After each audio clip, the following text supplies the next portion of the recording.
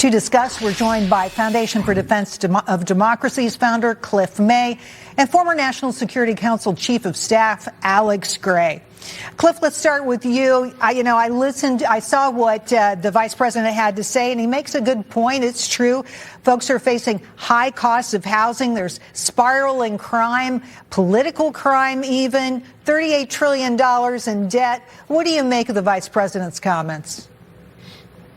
I don't disagree with the things he's concerned about. I would just say that President Trump is a master multitasker.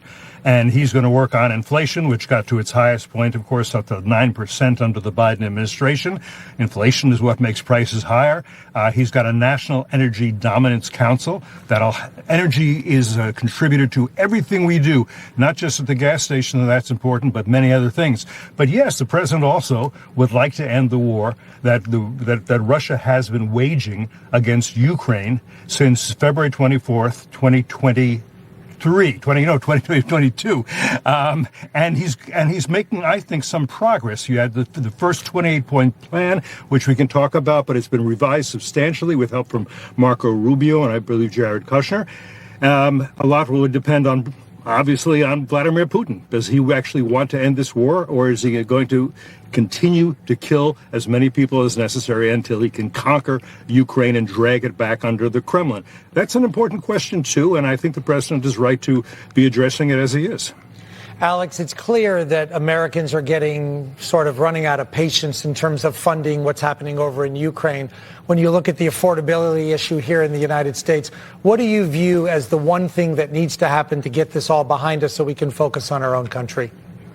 Well, I think the vice president absolutely nails it, and I think he speaks for a lot of people in the millennial and Gen Z generations who have watched the elites, let's call them out by name, Senator Mitch McConnell, for instance, who has been wrong about foreign policy consistently for 25 years, these D.C. Beltway elites who have gotten us into endless wars that we were never allowed, our men and women in uniform, folks like J.D. Vance, when he was an enlisted Marine, were never allowed to fight to win.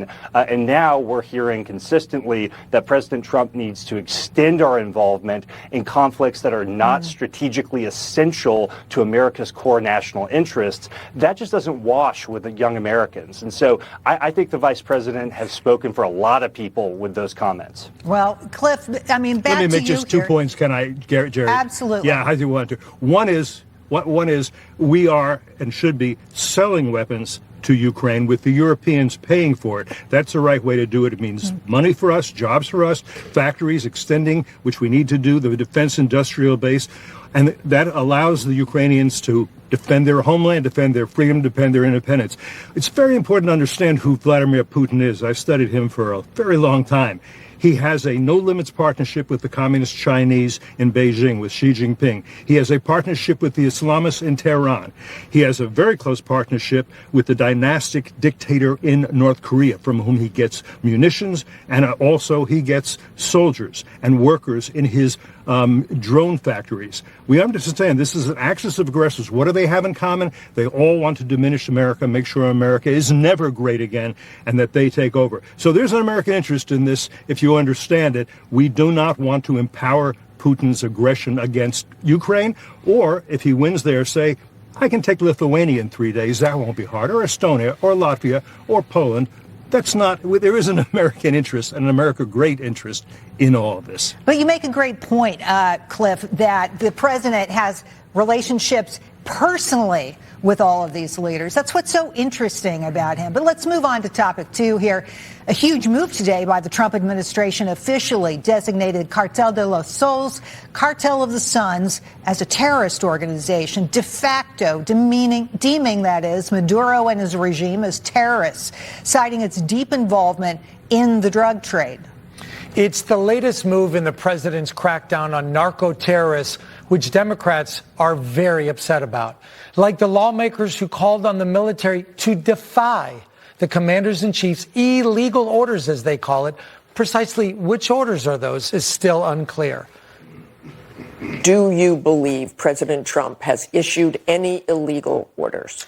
To my knowledge, I am not aware of things that are illegal, but certainly there are some legal gymnastics that are going on with these Caribbean strikes and everything related to Venezuela.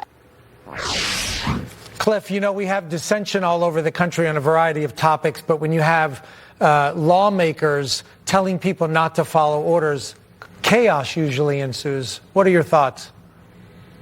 That's true, too. And here, but I just say here again, Maduro, the dictator in Venezuela, the illegal dictator in Venezuela, he also is a partner with Putin, with Havana, with China, with Tehran, all of that. And he is a narco-terrorist.